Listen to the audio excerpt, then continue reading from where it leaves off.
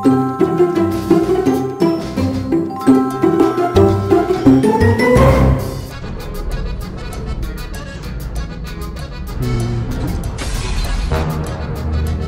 Urbaners, dimanapun kalian berada, bagaimana kabarnya? Gimana? Masih nyikat gigi pakai odol biasa?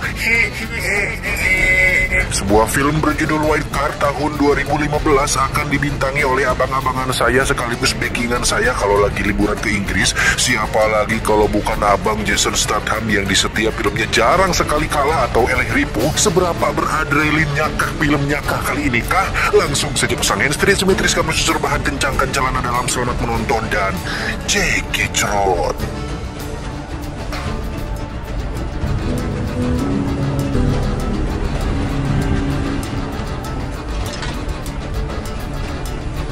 Berlatar di Las Vegas, kisah diawali dengan suatu malam di sebuah bar di mana di situ ada seorang pria yang merupakan jagoan kita semua yang tidak pernah kalah dalam film apapun. Dia bernama Nick Wilde, sedang minum sendirian ketika ada seorang wanita yang punya bekalan cukup rongkah memesan minum lalu duduk sendirian di meja belakang.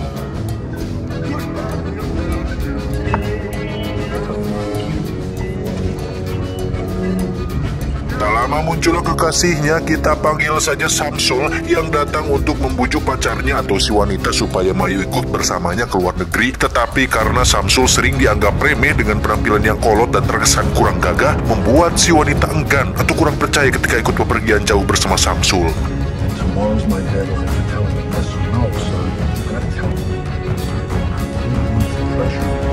Saat itulah Nick yang sudah mabuk tiba-tiba muncul dan menarik tangan si wanita untuk berjoget dengannya. Yang sontak hal tersebut membuat Samsul langsung berdiri dan melarang Nick untuk jangan pegang-pegang kabuguhnya. Yang ketika urat sudah merenteng dan sungut bau naga sudah semakin keras. Apalagi ketika Nick berhasil mencabut rambut palsunya, si wanita langsung menarik Samsul keluar daripada terlibat keributan dengan pria mabuk seperti si Nick ini. Oh, here! Who the f*** I try to behave like a gentleman, Doris. I really do, you know, but there's an animal side to every... Tak cukup sampai situ, Nick yang sudah teler parah pun bermaksud untuk mengembalikan rambut palsu Samsul. Namun karena kata-katanya sudah tidak sopan dan terkesan menghina, Samsul pun menyuruh pacarnya untuk segera masuk ke mobil, kemudian menghampiri Nick untuk memberikan sedikit pelajaran kepadanya. Dan hasilnya, Samsul dianggap pahlawan dan membuat pacarnya semakin cinta dan sayang kepadanya. And the prep stinks. My own little hero. Dan inilah Kartu Liar. I'll have a blue decoration blue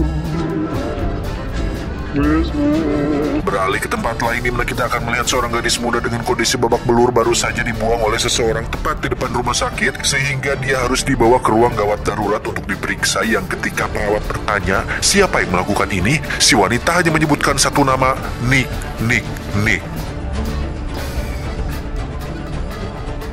Kembali ke Nick yang hidup sendirian tinggal di sebuah motel sederhana. Dia ternyata berprofesi sebagai seorang konsultan keamanan yang sekaligus bekerja sebagai seorang bodyguard, di mana pagi itu ada seorang klien muda berusia 23 tahun yang datang dengan pakaian rapi dan mengatakan jika dirinya sedang butuh seorang pengawal pribadi. May I be frank? Dia bernama Cyrus, seorang pemuda kaya raya yang ingin bermain judi di salah satu kasino di Las Vegas, tetapi terlalu takut untuk masuk dan bermain sendirian, khawatir jika ada orang yang mengganggu atau mencoba macam-macam dengannya, sehingga Cyrus membutuhkan seorang pengawal pribadi profesional, yaitu Nick. Nick sebenarnya agak ogah-ogahan jika dia harus mengawal seorang bocah baru gede yang meskipun punya banyak uang tetapi terlalu risih saja jika harus mengawal seorang makhluk labil seperti ini. Tetapi karena ada duitnya, ya mau biji mana lagi, Nick terpaksa harus menjelaskan kualifikasi dirinya dan kemampuan apa saja yang dia miliki.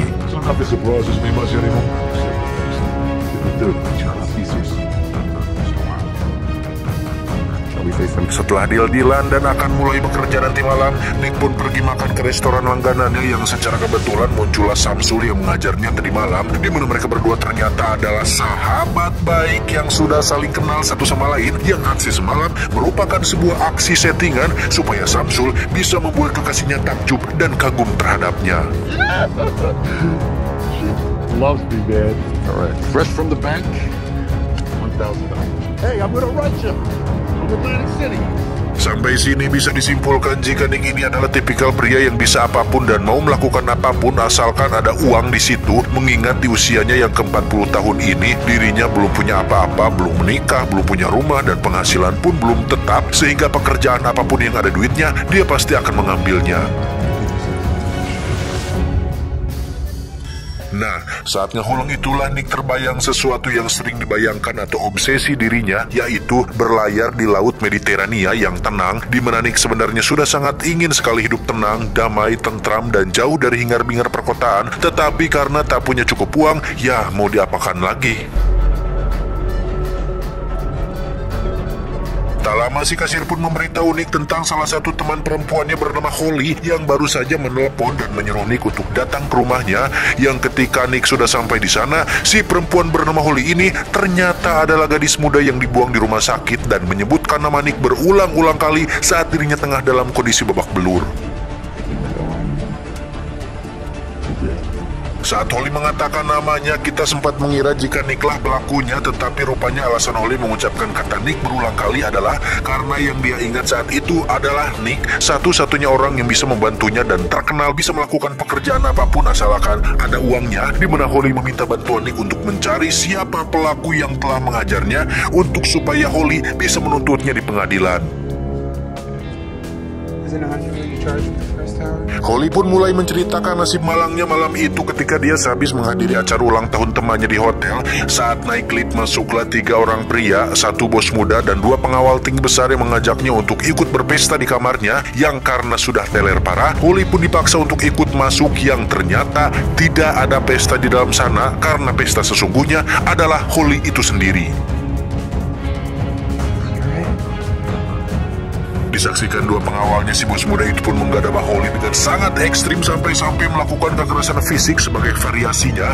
Dan yang lebih parah lagi adalah Holly sempat ditodongkan sepucuk pistol tepat di kemaluannya dan dipaksa untuk mengatakan bahwa aku cinta padamu bos mudaku. Lantas dia pun dihajar oleh kedua pengawalnya dan dibuang tepat di depan UGD rumah sakit. Sungguh kejam sekali.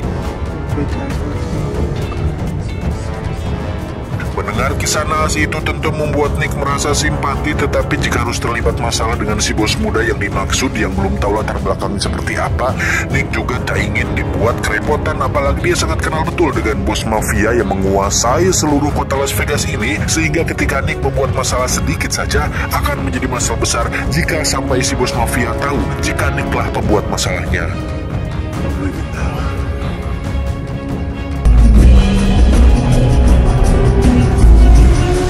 Pada akhirnya Nick tetap saja membantu Holly dengan pergi ke hotel yang dimaksud, yang di situ ada salah satu sahabat perempuan yang bekerja sebagai seorang housekeeping yang mengetahui jika si bos muda yang dimaksud adalah seorang anak bos mafia Italia yang memiliki hubungan dengan bos mafia penguasa Las Vegas ini. Si sahabat berkata bahwa dia akan selalu membantu Nick kapanpun dibutuhkan karena Nick sudah pernah membantunya di masa lalu dan merasa punya hutang budi kepada Nick. Tetapi untuk yang satu ini, dia memohon dengan sangat supaya Nick jangan berurusan dengan bos muda yang dimaksud karena akan menjadi masalah besar jika Nick sampai terlibat urusan dengan pria berbahaya semacam itu. Singkat cerita, malam pun tiba. Setelah mendapat nama dan nomor kamar si bos muda, Nick pun pergi ke kasino untuk melakukan pekerjaannya mengawal si Cyrus, di mana pekerjaan ini sangat-sangatlah gampang tapi membosankan karena harus selalu stay memperhatikan Cyrus yang bermain judi sangat lama dan buang-buang waktu, yang sebenarnya Cyrus tidak terlalu membutuhkan pengawal karena kasino ini sendiri merupakan tempat aman yang sudah dijaga ketat oleh pihak security.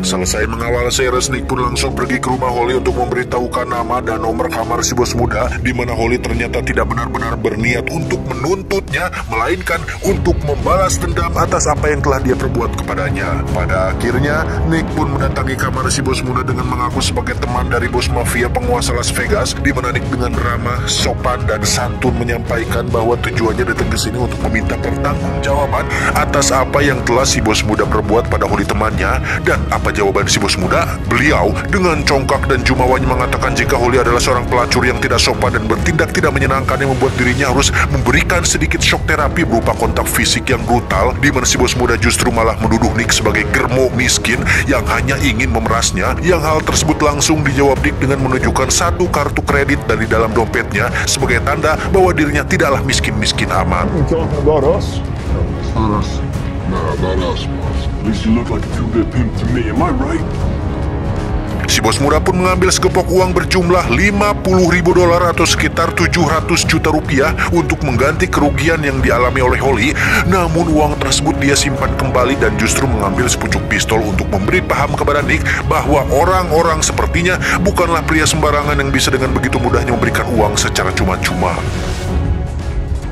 So you probably know what this is. Dengan pistol di tangannya, si bos muda jelas merasa lebih hebat dan lebih sombong dari sebelumnya dengan memaksa Nick untuk memberikan kata-kata pujian kepada dirinya jika Nick ingin pulang dari sini dalam keadaan hidup-hidup. Bukannya takut, jiper, atau ketar-ketir diancam seperti itu, Nick justru malah terbayang sedang berlayar di Laut Mediterania yang tenang dan damai, yang jika saja dirinya punya banyak uang tentunya tidak akan berada dalam posisi sekarang ini, dihina dan diperlakukan seolah tak memiliki harga diri. Tell me about my good qualities, and if I believe you, well, you're free as air. Why don't you show them how sweet I really am? Setelah harga dirinya diinjak habis-habisan, Nick pun disuruh untuk segera pergi dari sini, yang ketika kesopanan dan adab yang baik tidak cukup untuk membuat seseorang paham, maka Nick melakukan tindakan berani dengan menunjukkan seberapa puas dirinya bisa berbuat sesuatu. Dan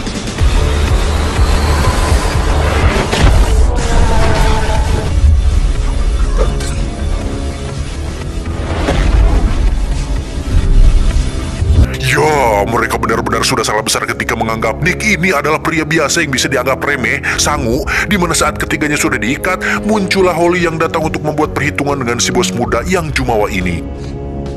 That's him. Remember me? Tanpa basa-basi, Holly langsung mengambil gunting tanaman yang sangat tajam untuk memotong kantong menyan si bos muda, di mana sikap sombong dan sok berkuasanya tadi sekarang nampak seperti tai yang terbawa hanyut sungai. Benar-benar lemah, kena mental, dan tak ada sangar-sangarnya. Apalagi ketika Holly melukai sedikit dari kantong menyannya, si bos muda langsung memohon dan menangis sejadi-jadinya seperti seorang anak kecil, tepat disaksikan oleh kedua pengawal pribadinya. Wah, Let me be, please. You got the wrong angle. Setelah puas menyaksikan si bos muda merengek seperti budak letik keserenyiruan, Holly pun memberikan Nick setengah dari $50 tadi sebagai bayaran atas bantuannya, di mana mereka berdua berniat untuk pergi dari Las Vegas selamanya, karena di sini pasti sudah tidak aman lagi, karena si bos muda pastinya akan balik memburu mereka atas apa yang telah terjadi barusan. Dengan $25.000 atau sekitar 300 juta rupiah tersebut sebenarnya cukup untuk Nick bisa secepatnya pergi dari Las Vegas dan memulai hidup barunya di negara lain. Namun Nick yang merasa jumlah itu belum cukup pun justru malah pergi ke kasino tempat biasa dia mengawal dan akan bermain judi di sana untuk melipat gandakan uang 300 juta tersebut. That's wrong. Dengan modal awal $1.000 atau sekitar 14 juta rupiah, Nick pun menukarkannya dengan beberapa chip untuk bermain kartu blackjack. Namun seperti yang sudah-sudah, Nick pun langsung rungkat dalam waktu kurang dari 30 menit dan sempat ngehuleng tarik menyesali kekalahan yang dialaminya barusan.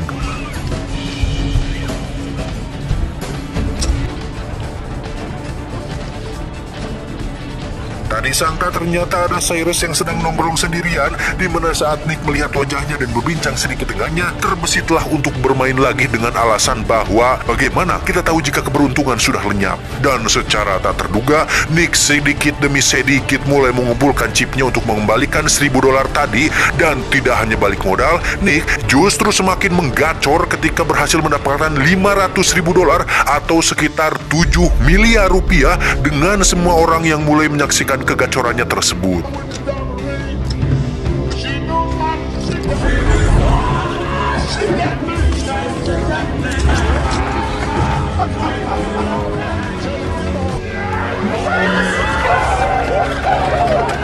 Setelah Berhasil mendapat cuan lebih dari cukup untuk memulai hidup barunya, Nick pun berpamitan kepada Cyrus bahwa setelah malam ini dia tidak akan pernah bertemu dengannya lagi. Namun ketika akan menukarkan semua chipnya, saat itulah jiwa-jiwa judi dan serakahnya pun seketika menyeruak ketika ingin menjejekkan uangnya menjadi $100.000 atau sekitar 14 miliar lebih. Yang hal tersebut cukup membuat Cyrus terkejut mengingat Nick hanya tinggal selangkah lagi untuk menjadikan seluruh chip ini menjadi uang sungguhan, dan sekarang malah mengambil resiko dengan menggantungkan segalanya berdasarkan keberuntungan.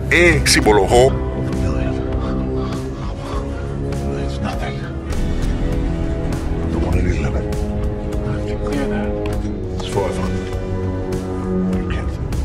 Dan disinilah detik-detik ketegangannya ketika Nick benar-benar nekat menaruhkan $500.000 dalam sekali permainan, yang berarti jika Nick menang maka dia akan langsung mendapatkan $100.000.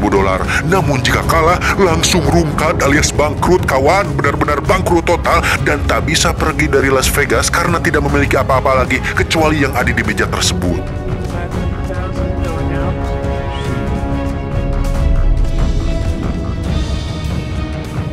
Dan ya, betapa hancur dan menyesal luar biasanya hati ini ketika dia kalah dalam permainan terakhir ini. Niat awal ingin melipat gandakan malah berakhir dengan melipat naaskan, yang itu artinya Nick mau tidak mau harus tetap bertahan di sini di Las Vegas dan harus menghadapi si bos muda yang jelas akan mengerahkan seluruh pasukannya untuk mengejar dan membunuh dirinya.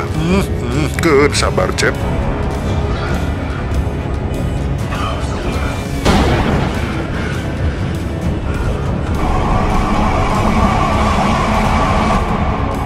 Masih di kasino, setelah Nick pingsan di toilet akibat shock dengan kekalahannya, dia dibawa ke private room oleh Cyrus yang benar-benar peduli dan menganggap jika Nick adalah temannya. Dan disinilah akhirnya terkuak fakta sebenarnya tujuan Cyrus mendatangi Nick ternyata bukan semata-mata ingin dikawal, melainkan ada tujuan lain yang cukup menarik dan tidak galib. Cyrus ternyata bukanlah seorang penjudi ataupun hobi main judi. Cyrus adalah seorang programmer kaya raya yang memiliki keresahan dalam dirinya, yaitu tentang ketakutan dan kelemahan yang selama ini selalu dirasakannya. Maka dari itu Cyrus mencari orang-orang paling kuat dan pemberani hampir di seluruh Las Vegas. Dan dari sekian banyak orang yang kuat dan tak terkalahkan, Nick adalah satu-satunya pria yang direkomendasikan yang tepat untuk Cyrus bisa belajar banyak hal darinya. Need something from you, and I've come. It was the only defense I've ever had. It's not enough, Lena. Yang Cyrus inginkan hanyalah satu, yakni ingin mengalami satu momen paling beradrenalin yang tidak bisa dilupakan seumur hidupnya, di mana momen itu diharapkan bisa menjadi penyemangat dan motivasi untuk bisa membunuh rasa takut yang dirasakannya selama ini. Dan Nick dipercaya bisa memberikan hal itu kepada Cyrus. You want to sail the Mediterranean? I want to do something brave before I die. Cyrus menawarkan uang dalam jumlah yang sangat-sangat banyak dan lebih dari cukup untuk Nick bisa berlayar di Laut Mediterania dan memulai kehidupan barunya. Namun mendengar permintaan aneh dari bocil seperti Cyrus tentu membuat Nick merasa dipermainkan, diremehkan, dan dikasihani seolah tak mampu cari uang sendiri, sehingga Nick memilih untuk meninggalkan Cyrus dan minum alkohol di bar sendirian. Don't go. We can help each other. You know what? You just saw the nuts who right me. Saat itulah muncul dua orang Italia yang menyuruh Nick untuk ikut bersama mereka menghadap si bos muda, di mana Nick sama sekali tidak memperdulikan mereka berdua dan justru malah merasa nyesek oleh bayang-bayang kekalahannya beberapa jam yang lalu. Dan tiba-tiba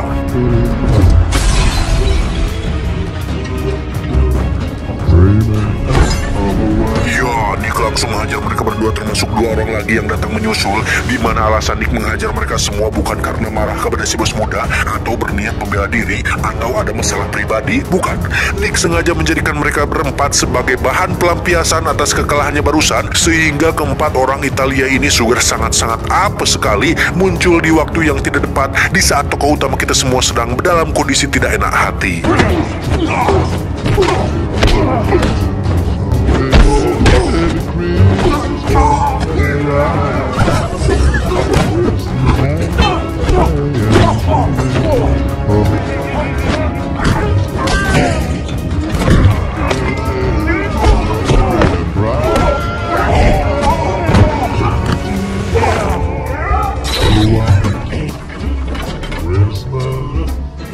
Akibat keributan tersebut, Nick akhirnya dibawa oleh beberapa anggota mafia Las Vegas untuk menghadap Baby, sang bos mafia yang menguasai bisnis dan dunia kriminal di Las Vegas. Ini bebangusnya si Baby. Beliau sangat menyayangkan sikap Nick yang sudah menimbulkan masalah yang membuat Baby harus kerepotan membereskan masalah ini.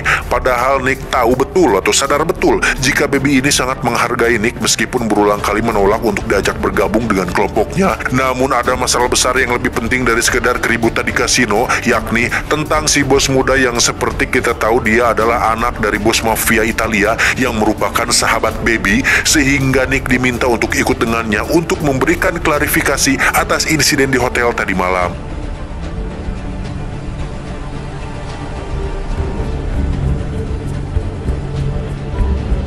Sebagai penengah, Baby memberikan si bos muda kesempatan untuk menceritakan kronologinya dari awal, di mana si bos muda ini sangat-sangat ngawadul sekali ketika mengatakan jika Nick datang ke kamar hotelnya tanpa alasan yang jelas, menghajar dua pengawalnya, mengikat mereka berdua, dan menggila seperti orang kesurupan tanpa bisa dihentikan oleh siapapun. Dan Anda akan cukup terkejut ketika mendengar jika kedua pengawal si bos muda sudah tewas dengan luka tembak di kepala dan menuduh Nick sebagai pelaku penembakan tersebut. Yang kita semua tahu, Nick di perkelahian tadi tidak menggunakan senjata apapun kecuali kartu kreditnya, sehingga bisa disimpulkan bahwa kematian dua pengawalnya adalah ulah dari si bos muda sendiri yang malu, kehilangan harga diri, menangis seperti anak kecil tepat di hadapan mereka berdua. You believe me so what? He goes crazy and he shoots maybe my two best friends. Giliran Nick yang berbicara, si bos muda benar-benar dibuat kalah debat ketika disuruh untuk membuka celananya demi membuktikan ada sedikit luka gores tepat di kantong menyanyi yang dilakukan oleh Holly. Yang permintaan tersebut jelas membuat si bos muda menjadi kesal sendiri, yang alhasil dia telah membongkar kebohongannya sendiri di depan Baby dan pergi begitu saja dengan raut wajah penuh kekesalan. Nobody would ever dream that Nick Wilde needed a gun to commit a robbery. I'm gonna see you real soon. Sebelum pergi, Baby meminta Nick untuk jaga diri baik-baik karena pastinya si bos muda tidak akan tinggal diam. Dan meskipun mereka berdua adalah teman, Baby kali ini tidak bisa membantunya karena masalah tersebut ditimbulkan oleh tindakan sembrono yang dilakukan oleh Nick sendiri.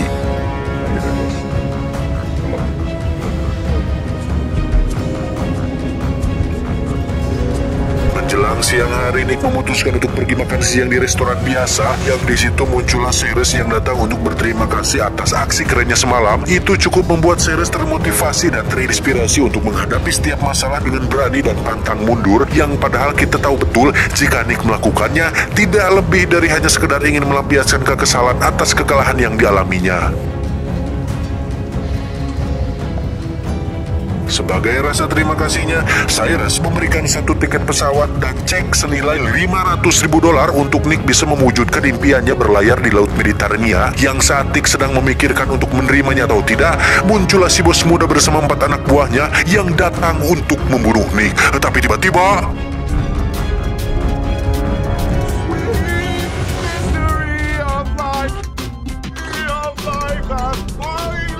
dikira sudah kabur jauh, Nick ternyata bersembunyi tepat di atas pintu belakang restoran, yang mana alasan dia melakukan itu adalah karena tidak ingin menambah masalah lagi di Las Vegas ini. Namun ketika si bos muda menyuruh anak buahnya untuk seret Cyrus dan bunuh bocil itu, saat itulah Nick langsung membuka matanya dan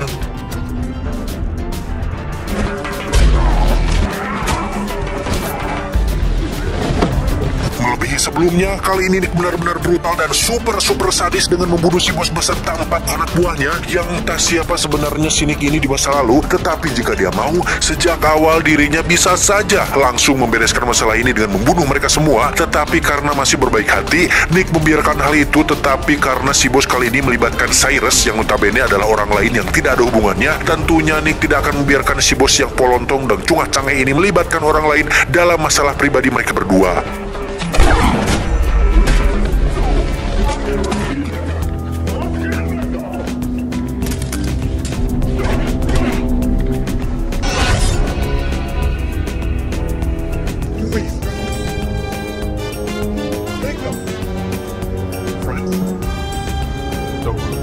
Kematian si bos muda tersebut jelas akan menjadi masalah besar untuk Nick karena kelompok mafia Italia tidak akan membiarkan hal itu. Begitupun Baby yang pastinya tidak punya pilihan lain selain memburunya juga. Sehingga Nick memutuskan untuk mengakhiri ini semua dengan secepatnya berangkat menuju ke bandara dan pergi dari Las Vegas untuk selamanya.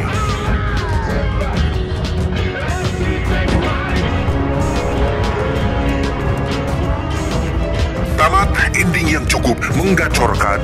Untuk saya pribadi ceritanya cukup sederhana, terkesan biasa, dangkal dan mudah ditebak. Tetapi adrenalin yang dihasilkan jujur saja sangat amazing sekali. Wah, ini sangat mood booster lah film ini. Entah karena ada Jason Statham-nya atau karena dari kesederhanaan alur ceritanya yang tidak ribet. Intinya film ini keren lah untuk memacu adrenalin dan membuat pori-pori kebrutalan Anda terbuka dan cocok bagi Anda yang tidak mau mikir. Filmnya simple sekali, tapi seriusan ini nonton langsung ya, nonton langsung aslinya keren. Nah, pesan yang bisa kita ambil dari film ini adalah tentang sosok Nick sendiri yang tidak pernah merasa puas, bersyukur ketika $25 sudah di tangannya. Harusnya sudah cukup untuk dia bisa meninggalkan kehidupannya di Las Vegas. Tak perlu ribut-ribut lagi, tak perlu berurusan lagi dengan si bos muda, tak perlu membunuh lagi. Yang akhirnya sekarang faktanya Nick harus diburu oleh kelompok mafia Italia. Ingat, sesungguhnya meminum homer, berjudi, berkorban untuk berhala, mengundi nasib dengan panah adalah termasuk perbuatan syaitan. Maka jauhilah perbuatan-perbuatan itu agar kamu mendapat keberuntungan. Saya mewakili direksi bertugas mengucapkan terima kasih dan sampai jumpa di video selanjutnya. Adios. Akun Gmail Abu Jahal. Cuau, cuau, cuau.